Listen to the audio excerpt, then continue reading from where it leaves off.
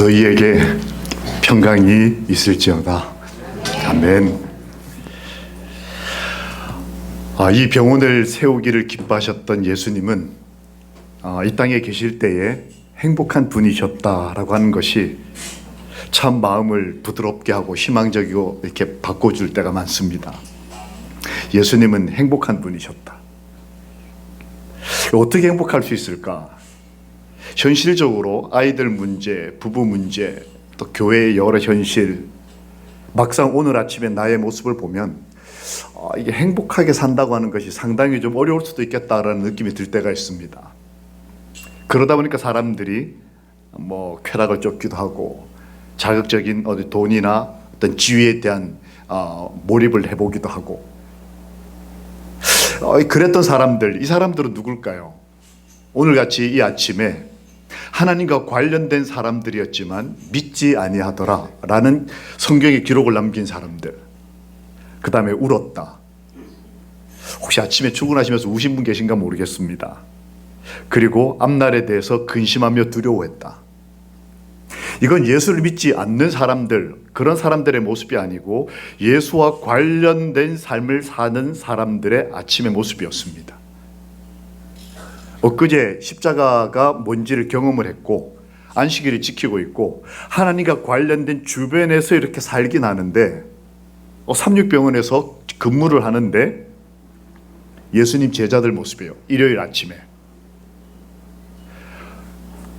예수가 누군지도 알겠고 십자가도 들어봤고 안식일도 뭔지 아는데 정작 일상적인 삶은 예수 믿지 않고 그냥 살면은 근심과 걱정이 있고 어떨 때는 격해서 울고, 이게 저만의 모습이 아니고 저 같은 부족한 죄인 목사만의 모습이 아니고 예수님의 제자들의 모습이기도 했습니다. 사람은 확증 편향이라는 경향이 있다고 그래요. 아시죠? 이 심리학 용어 가운데 사람은 자기가 생각하고 자기가 믿는 믿음에 따라서 현실을 왜곡하거나 혹은 현실의 여러 상황 가운데서 자기가 보고 싶은 것만 보는 이런 경향을 확증 편향이라고 합니다. 하나님이 만드신 병원이긴 하지만 일상 속에서 난 그냥 내가 하는 일, 그냥 나는 근무하는 거지 지금 나는 직장 생활 중이야. 이런 관념 가운데서 실제 내가 보지 못하는 어떤 다른 부분이 있지 않을까. 한 번은 교회차를 타고 여러 교인들이 이동을 하는데 저희 가족이 아이들이 같이 타고 있었습니다. 아이들 어릴 때였습니다. 기분 좋으신 한 집사님 할머니가 저희 아들아이한테 기분이 좋으니까 물으셨어요. 야, 너 크면 뭐 될래? 이렇게 물으셨어요. 이거 망설이지 않고 집사님 저 목사 될 거예요 라고 대답을 했어요. 그랬더니 여러분이 지금 멀뚱멀뚱 보고 계시지만 저희 그 차 안에 탔던 교인들이 와 하고 박수를 쳤어요. 저도 기분이 좋았습니다. 목사가 좋다 이런 걸 떠나서 자식 앞에 아버지가 인정받은 것 같은 느낌이 든 거예요. 난 절대 아버지처럼 안 산다. 이런, 얼마나 이게 참 삶이 참 어렵겠어요.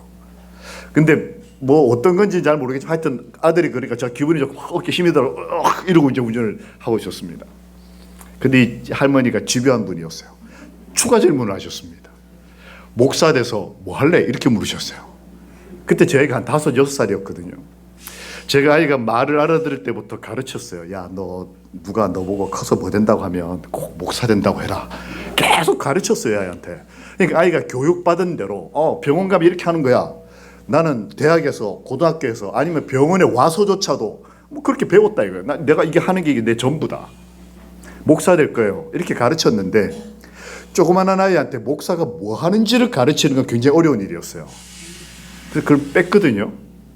목사가 뭘 하고 하는 게 목사인지는 빼고 그냥 목사 이것만 가르쳤단 말이죠. 얘가 목사입니다 이렇게 대답을 했는데 목사 돼서 뭐 할래 이랬더니 이건 배운 적이 없는 거예요. 룸미러로 딱 보니까 얘가 막 얼굴에 온갖 근심이, 미래에 대한 근심이 지나가고 이걸 맞춰야 저분이 나한테 선물을 줄 텐데 드디어 고개를 들고 장엄하게 대답을 했습니다. 집사님 저 목사 돼서 운전할래요. 혹시 이해가 되십니까? 제가 지금도 젊지만 그때는 한참 젊은 30대였어요. 그러다 보니까 교회에서 제 나이가 어디를 가도 운전대를 잡아야 되는 나이인 거예요. 개인 택시를 하시는 사장님이 두 분이나 계셨지만 다 이렇게 나이가 많으시니까. 그러니까 저희 아이가 볼 때 아빠는 새벽에 교회를 갈 때나 어디를 갈 때나 항상 뭐 하는 사람인 거예요. 그러니까 이 아이 입장에서는 목사는 운전하는 거다.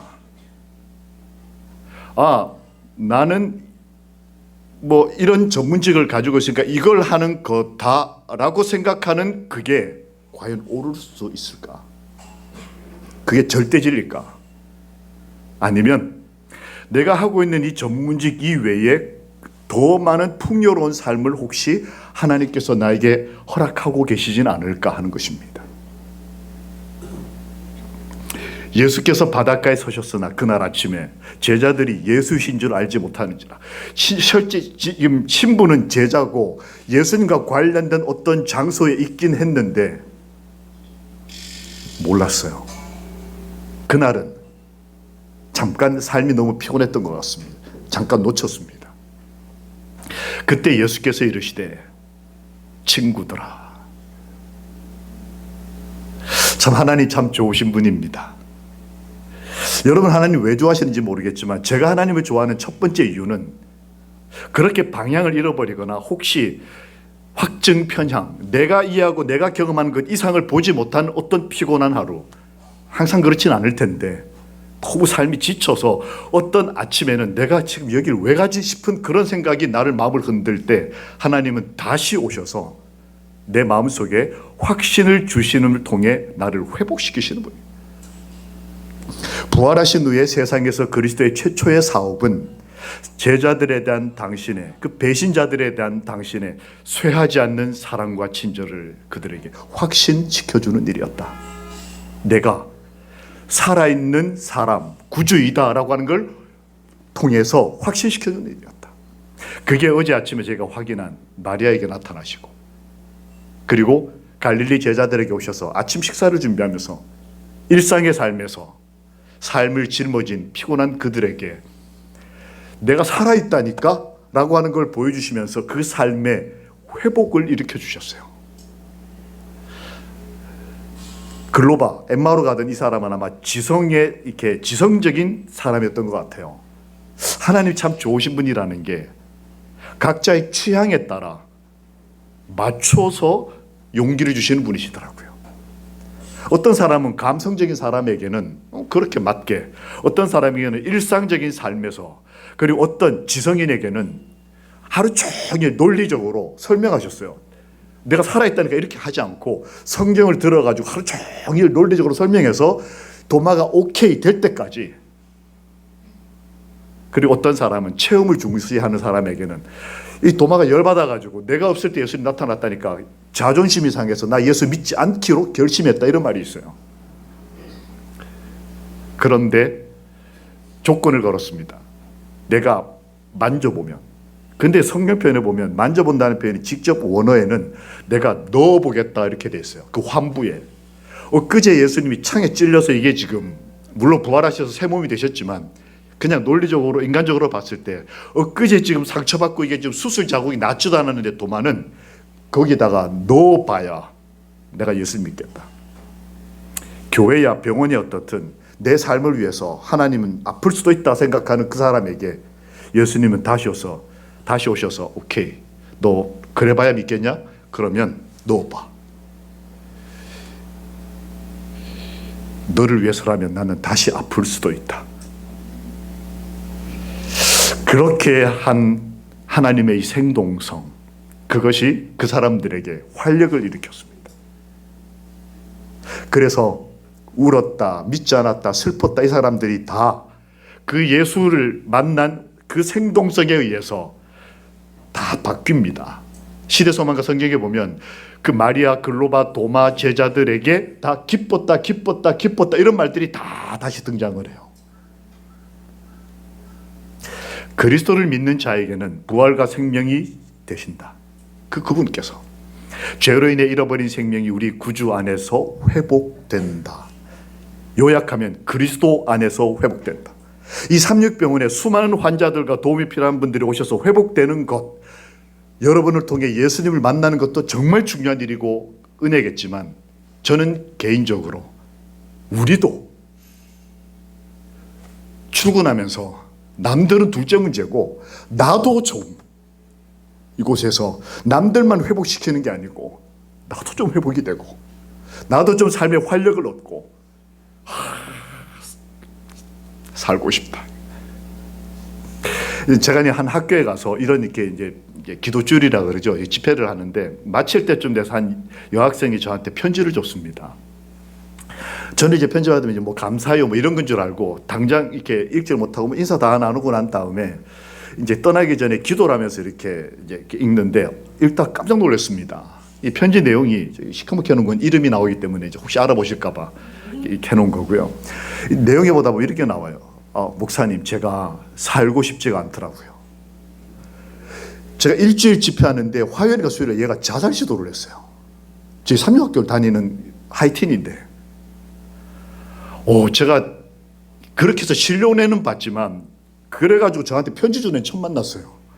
그래서 너무 놀래가지고 이렇게 읽다 보니까 살고 싶지가 않더라고요. 요즘 젊은 애들 왜 살아야 되는지 잘 모르잖아요.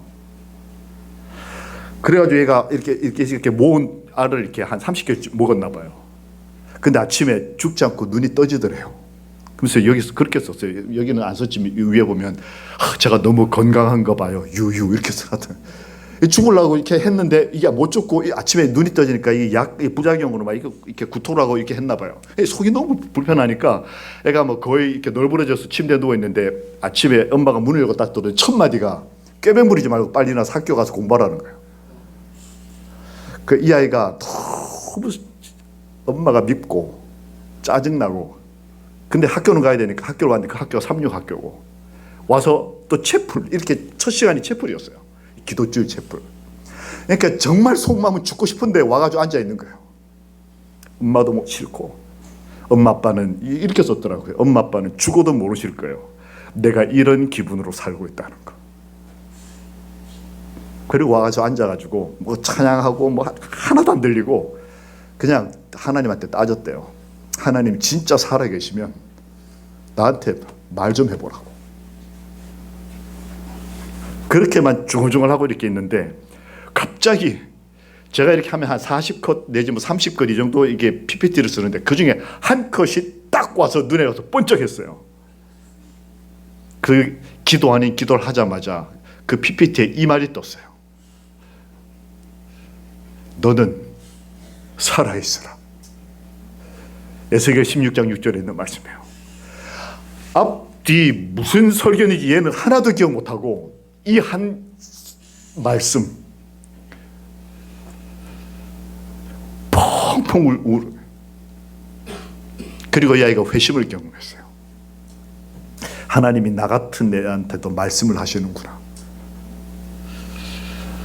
그리고는 이제 저는 그게 편지의 끝인 줄 알았어요. 근데 뒷페이지에 넘어가니까 목사님 그런데 말이죠. 토요일 날 그런데 제가 그렇게 펑펑 울고 막 하나님께 감사했던 그날 지나고 난 다음에 그날 전인가 다음 날 자기 친구가 나오더니 이 학교는 그 지방에 있는 삼육학교라서 우리 그리스도인들은 한 10%밖에 안 되고 나머지는 다 예수님 잘 모르는 그냥 주변에서 온 아이들이에요. 근데 그 중에 한 예수님을 안 믿는 친구가 오더니 나 예수 믿고 싶다 그러더래요. 그래서 왜 그러냐 그랬더니 야 내가 어제 네 보니까 어떻게 그렇게 기뻐하고 눈물 흘리고 너 살아있는 것 같더라. 나도 너처럼 살고 싶다 그러더래요. 밤새 죽을 고비를 넘기고 아무도 모르게 외롭게 와서 앉아있다가 하나님 말씀 하나 듣고 너무 고맙고 살고 싶어가지고 눈물 흘렸는데 그거를 보고 어떤 친구가 옆에서 나도 너처럼 살고 싶다 하더래요. 목사님, 하나님이 제가 왜 살아야 되는지를 저를 회복시키시고 난 다음에 그 다음에 제 모습을 통해 누군가를 또 회복시켜요. 목사님 저 너무 행복하다고. 살아계신 하나님, 이 살아계신 예수 그리스도라고 하는 이 성경 전반에 걸쳐 아니 인간의 역사 전반에 걸쳐 있는 이 경험적인 감사, 행복과 기쁨의 근원, 이게 삶의 동력이었어요. 이분이 이곳 삼육 부산병원 이곳에서도 우리가 기왕 출근했으니까 이곳에서 우리가 살아계신 예수를 오늘 나도 엄한 남들 회복시키고 치료하고 그것도 다 좋아요.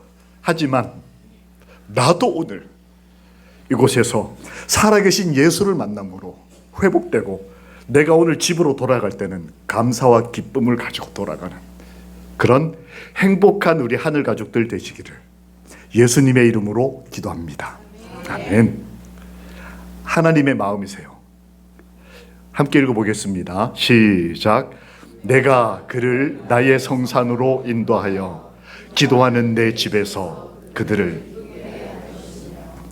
여러분과 저를 이곳까지 인도하신 그분의 목적은 우리를 기쁘게 하기 위해서요. 참된 행복은 자랑과 사치를 자행하는 데서가 아니라 하나님께서 창조하신 만물들을 통하여 하나님과 더불어 교통하는 데서 참된 행복 이 경험할 수 있습니다. 이 아침에 오늘 하루 이 말씀을 좀 믿고 하나님 저를 좀 만나 주십시오. 하나님이 좋은 이유 두 번째, 그분이 나를 좋아하신다는 거예요. 내가 그분을 좋아하는 것도 뭐 중요한 문제겠지만 더 중요한 건 그분이 나를 좋아해 주신다는 거예요. 예수께서 이르시되 얘들아라고 부르셨을 때 이 부르심은 복을 유업으로 주시기 위해서다. 이 부르심이라는 말이 이게 콜링이지 않습니까? 여러분과 저를 여기 콜링해 주신 하나님. 저희 딸아이가 지금 그 4학년으로 그 졸업 전에 아마 취업 그걸 하지 않습니까? 저희 삼육병원 서울병원에서 취업됐습니다라고 문자를 받고 저한테 전화해가지고 아빠! 왜? 그랬더니 하나님이 날 불렀다는 거예요. 뭐 너 기도했더니 응답받았냐 했더니 아니 그게 아니고 문자 왔는데 뭐 이렇게 취업됐습니다 하고 문자를 받았다고. 제가 알고 봤더니 엄청 많이 문자 받았는데 그 중에 한 명이에요. 근데 이게 자기만 받은 것처럼 좋아가지고 아빠 저 하나님이 불러주셨다고. 여러분 그런 기억들 다 가지고 계셔요? 내가 이곳에 부르심을 받았을 때 이 부르심, 내가 이 직장, 이 과에서 근무하는 이 부르심을 성경은 뭐라고 표현했냐면 사랑을 입은 것이다 이렇게 표현을 했어요. 그냥 와서 근무해 이게 아니고 하나님 입장에서는 좋아하는 사람에게, 너무 사랑하는 사람에게 나와 함께 있자라는 마음으로 사랑을 증거하는 표현으로 콜링을 했다는 거예요. 저는 이 성경절이 너무 좋아요. 근데 이 비슷한 성경절이 하나 더 있습니다. 이 성경절은 하나님의 마음이 드러난 것이지 않습니까? 그래서 이 좋고 의미가 있잖아요. 유다서 1장 1절에 이 부르심을 입은 사람은 두 가지 특성을 가지고 있다. 위에처럼 똑같은 말이에요. 다른 사람이 썼지만 똑같은 경험을 했나 봐요. 부르심을 입은 사람이라는 것은 하나님 안에서 사랑을 얻은 사람이다. 근데 두 번째 또 다른 의미가 있어요. 부르심을 입은 사람이라는 사람은 예수 그리스도를 위해서 오늘 내 직장에서 키핑 받은 사람이다. 요즘처럼 막 명태 있고 잘려나가고 하는데 병원도 막 폐업하는 병원이 수두룩한데 오늘도 하나님께서 내 병원을 지키시고 내 자리를 지켜주신 이유가 바로 나를 부르신 이유다. 예수 그리스도를 위하여 나를 오늘 키핑하셨다는 거예요. 이 공군 조종사들한테는 중요한 훈련이 하나 있습니다. 생환 훈련이라고 하는 거예요. 이거는 이제 적진에 보통 이게 비행기가 가니까 갔다가 이렇게 혹시 문제가 생겨서 이렇게 떨어질 경우에 이제 구출을 받아야 되는 이걸 훈련하는 것입니다. 정말 내가 지금 있는 환경은 이렇게 좀 친절하고 이렇게 좀 편안한 환경이 아닐지라도 너무 많은 일을 해야 하고 경무에 시달리고 인원이 모자라다 보니까 어쩔 수 없이 그럴 수밖에 없을 때에 생환 훈련이 필요해요. 이게 뭐냐? 이 조종사는 일단 적지에 딱 떨어지면 독도법, 지도 읽는 법, 그 다음에 뭐 먹고 사는 법 이런 걸 배우면서 어디를 최종적으로 가야 되냐면 내가 나를 구출해 줄 수 있는 사람과 만날 수 있는 최적의 장소에 나를 둬야 돼요. 그래서 어떻게 해서든 지도를 읽고 뭐 숨고 뭐 이렇게 해가지고 이 자리에서 먹고 살아남는 게 아니고 나를 가장 그 사람이 잘 구해줄 수 있는 적절한 장소로 나를 옮겨가야 돼요. 구조 지점이라 그래요. 그 구조 스팟 거기로 나를 끌어가는 그것이 생활훈련의 가장 핵심입니다. 우리의 일상 삶에서 하루 종일의 근무 일정 가운데서 우리의 생활 훈련 중에 가장 중요한 하나는 나를 부르신 그분을 만날 수 있는 그 스팟, 그 때와 그 장소에 나를 두는 것. 굉장히 중요한 오늘 하루의 일과가 될 것입니다. 실제 그걸 경험한 한 그리스도인이 이렇게 썼어요. 모든 제자들이 다 예수님을 버렸으나 예수님이 부르심 콜링을 하셨는데, 콜링에는 남을 도와라는 콜링이 있지만 또 다른 콜링이 있어요. 그 부르심에는 두 번째 의미는 그분을 만나기 위하여 가라는 부르심. 여러분 가정을 병원으로 부르신 것은 사람 살리고 회복시켜라 1차적인 의미라면, 두 번째 의미는 하나님을 만나라고, 생활 훈련하라고, 내가 이곳에서 근무하는 동안에 나를 부르신 그분을 만나라고 하나님이 오늘 아침에 나를 부르셨다. 기쁜 마음으로 나를 부르신 그분을 만나는 하루가 되시는 참 좋은 은혜를 받은 하늘 가족들이 되시기를 소망합니다. 이거 어떤 상황인지 아시죠? 이제 제가 청소년부에서 일을 했을 때에 학교들의 야영회까지 이렇게 도와줘야 됐기 때문에 여러 전문팀들이 훈련을 받고 야영회를 진행을 하는데, 준비하는 과정에 제가 전화를 받았습니다. 제가 책임자였는데, 청소년부장이었는데 한 100여 명 되는 스태프들 가운데 산악팀이 사고가 났다는 거예요. 이 암벽 산악팀 중에서도 암벽 그 등반하는 락클라임 하는 팀이 있는데, 목회자들과 선생님들이지만 전문 훈련을 받기 때문에 자격증도 있고 그래요. 그런데 사고가 났다는, 그 중에 제일 고참이. 그래서 걱정해서 이렇게 병원 달려갔는데, 그때 당시 원주 세브란스였습니다. 응급실로 딱 들어갔더니 그 산악팀 중에서도 가장 고참이 딱 누워 있는데, 다리가 저렇게 개방골절뿐만 아니고 다 부러지고 다 끊어지고 그 피부 뒤에 그 피부만 이렇게 붙어 있더라고요. 저는 목사고 사고를 많이 경험했는데도 불구하고 그 순간에 이렇게 피 냄새에다가 그 상황을 딱 보는 순간 이렇게 이상하게 구토가 나더라고요. 그래서 어쩔 줄을 모르고 목회자들 몇 명이 모였습니다. 이렇게 막 얘기를 하고 있는데, 목사인데도 그 상황에서 어떻게 될지를 모르겠어서 그러고 있는데 갑자기 비명 지르더니 이분이, 목사도 아프면 비명을 지르나 봐요. 목사가 비명을 지르더니 갑자기 저를 부르면서 목사님 하더니 기도해 주세요 그러는 거예요. 그 시간이 생환 시점이었어요. 상황이 갑자기 급박해지니까 막 CPR 생기고 막 이러니까 뭘 해야 될지 갑자기 순간적으로 잊어버리는 거예요. 근데 그 사람이 저에게 기도하라고 이렇게, 제가 이제 목사들하고 같이 이제 기도를 시작했습니다. 근데 그 병원, 원주 세브란스 병원 의사들이 오더니 지금 빨리 다리 잘라야 된다는 거예요. 안 그러면 뭐 여러 문제가 벌어진다고. 바로 몇 시간 전까지 같이 걸어 다니고 같이 애들의 아빠고 쌍둥이 아들이 있고 딸이 있고 그다음 한 아내의 남편이 사람을 어떻게, 뭐 대책이 없더라고요. 저보고 결정을 하는 거예요. 제가 이제 결정권자니까 뭘 어떻게 결정이 될지 몰라서 당황을 하고 있는데, 그때가 하나님을 만날 때였어요. 옆에 있던 어떤 분이, 목사님 우리 기도하자고 무릎을 꿇었어요. 어떻게 하면 좋겠어요?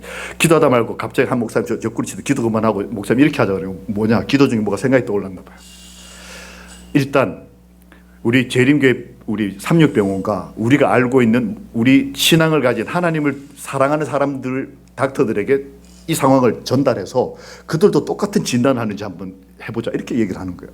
좋다 해가지고 이거를 찍었습니다. 그 병원 측에 허락을 받고 사진을 찍어가지고 너희들 아는 사람 얘기해 그랬더니 누구 해가지고 각자 병원도 다르고 각자 전국에 흩어져 있는 세 분을 이렇게 전화 연락처가 확인이 됐어요. 그래서 그분들에게 이 상황을 그대로 보냈습니다.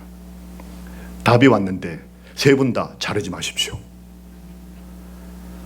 저희는 똑같이 의료진인데 하나님을 사랑하고 하나님을 두려워하는 사람들의 말을 따르기로 선택을 했어요. 그럼 어떻게 할까요? 다시 문자를 보냈어요. 그리고 기도를 했더니 세 분이 다시 답을 내왔는데 어느 병원을 가야 될지를 추천해달라는데, 저는 뭐 삼성병원 아니면 무슨 뭐 아산 뭐 이런 걸 얘기할 줄 알았는데 이름도 들어보지 못한 부천어디 있는 무슨 병원이 이름이 셋 다 똑같이 그 병원을 추천하시더라고요. 깜짝 놀랐습니다. 그 저희는 기도응답으로 생각하고 그리 이동을 했어요. 이동하면서 스태프한테 그 병원에 연락을 해서 우리 수술 스케줄을 좀 빨리 좀 당겨달라고 해라. 이분이 이미 쇼크 상태에 들어갔다. 그래서 이제 막 이렇게 했더니 그 병원에서 안 된다는 거예요. 이미 밤 11시까지 다 이렇게 수술실 다 차 있다고. 아, 저희들 이동하는 동안에 뭐 수많은 사람이 기도했겠죠. 하나님이 살아계시니까 도와달라고. 아마 이 병원에서 그런 일을 수없이 많이 경험하실 겁니다. 그리고 도착을 딱 하는데 놀랍게도 이렇게 앰뷸런스가 딱 도착을 하는 한 2시간 반 걸렸습니다. 그 병원에 의료진이 쫙. 근데 보니까 가운을 입으신 분들이 이게 보통 분들이 아닌 거예요. 근데 제일 앞에 서신 분이 보니까 이렇게 지긋한 원장님 나와 서셨더라고요. 이분도 닥터시고 현직 닥터시고. 그래서 저희들이 막 내리니까 저희들은 이제 수술 스케줄이 밀린 줄 알았는데 저희를 바로 메인 방으로 이렇게 옮기시더라고요. 그러면서 그 원장님이 그러시더라고요. 제가 직접 집도하겠습니다. 알고 봤더니 장로교회 장로님이세요. 근데 이분이 이제 원무과에서 보고가 올랐는데 어디 뭐 안식교 목사 하나가 다쳤다는데 수술 빨리 해달라는데 어떻게 할까요? 원무과에서는 저에게 답을 주기를 원래 일정대로 간다 했는데 이거를 보고를 했더니 원장님이 주의 종이 다치셨다는데 교단도 달라요. 그분은 장로계 장로님이시고 저희는 재림계 목사고 교단도 다른데 주의 종이 다치셨다는데 모든 스케줄 다 조정한다. 이렇게 해가지고 제가 딱 도착하니까 원장님 나오셔가지고 직접 저희를 하나님이 그렇게 도와주시더라고요. 그렇다고 다른 환자를 쉽게 본 것 절대 그 의미가 아닙니다. 그냥 급했어요. 들어갔더니 그분이 마지막으로 수술실로 들어가면서 뒤에 다 목사들이거든요. 저한테 그러시더라고요. 우리 안식교 목사님들 지금부터 이곳에 무릎 꿇고 기도하십시오. 지금 상황 보니까 제 한계에 넘어가는 문제입니다. 나중에 알고 봤더니 그곳이 그 근처에 공단이 있어가지고 이렇게 판금, 쇠 자르고 뭐 이런 공장들이 많아요. 그러다 보니까 뭐 이런 환자들이 많아가지고 그게 아마 그 전문 특화된 병원이었던 것 같아요. 의료진만 아시는. 그런데 그분이 볼 때도 이게 문제가 컸어요. 근데 이분이 이렇게 어떤 그 사고 날 때 주변 분이 이만큼 흙 덩어리 이만큼 가져왔는데 알고 봤더니 이게 암벽 등반할 때 이 붙어있던 암벽 전체가 봄이 되면서 쩍 갈라져가지고 다 떨어져 내렸어요. 실수로 혼자 떨어진 게 아니고 산 전체가 무너져 내리면서 그 떨어지던 그 돌덩어리들이 목사님의 그 다리를 찢고 지나간 거예요. 그러다 보니까 뼈가 다 깨지고 부서졌는데 어떤 한 목사님이 무슨 생각을 했는지 그걸 다 긁어 모았어요. 흙을 가지고 이렇게 해서. 이게 오염이 되고 이게 위험할 수 있다. 이거 다 갖다 맞춰놔도 뼈 그 중에 한 조각만이라도 이게 문제가 생기면 그때는 어쩔 수 없다. 그걸 다 맞춰가지고 다 이렇게 해서 몇 번의 죽을 고비를 넘기고 난 다음에 완전히 회복되셨어요. 지금 제가 작년에 그분이 목회하시는 교회 가서 전도회를 했는데 그 교회 바로 옆에 큰 저수지가 있는데 둘이 기도하면서 이렇게 걸으면서 갑자기 둘이 손을 잡고 남자들끼리 손을 잡고 목사님하고 저하고 이렇게 걸으면서 하나님의 일을 할 수 있게 된 것이 얼마나 좋은지 모르겠다고. 그때 제가 여실히 경험을 했어요. 회복시킨다고 하는 것이 건강을 회복시킨다는 것 이상의 의미를 가지고 있다는 것을, 그리고 인간의 의술과 의학을 넘어서는 어떤 능력이 분명히 존재한다는 것을, 그리고 기도하는 의료진이 얼마나 한 환자와 두려움에 떨고 있는 이 부족한 죄인 목사에게 큰 위로와 기쁨이 되는지를 저는 보았어요. 그대 자신을 십자가 밑에 던짐으로써 그대의 영혼을 구원하라. 신앙의 중요성을 얘기하죠. 그런데 그 다음에 이렇게 얘기했더라고요. 그리고 예수께 나와 행복하게 되고 그 다음에 하늘에 가라. 나를 부르시고 나를 사랑을 허락하시고 지켜주시는 그분이 나를 회복시키사 나도 예수님처럼 행복할 수 있도록, 우리 그러기를 소망하는 분은 우리 이 말씀 같이 읽고 하루를 시작하시겠습니다. 함께 읽겠습니다. 시작. 여호와를 자기 하나님으로 삼는 백성은 복이 있도다. 먹든지 마시든지 무엇을 하시든지 오늘 하루 여호와를 나의 하나님으로 삼으심으로 우리와 우리 가족이 행복한 사람들이 되시기를 우리 주님 예수님의 이름으로 기도합니다. 아멘.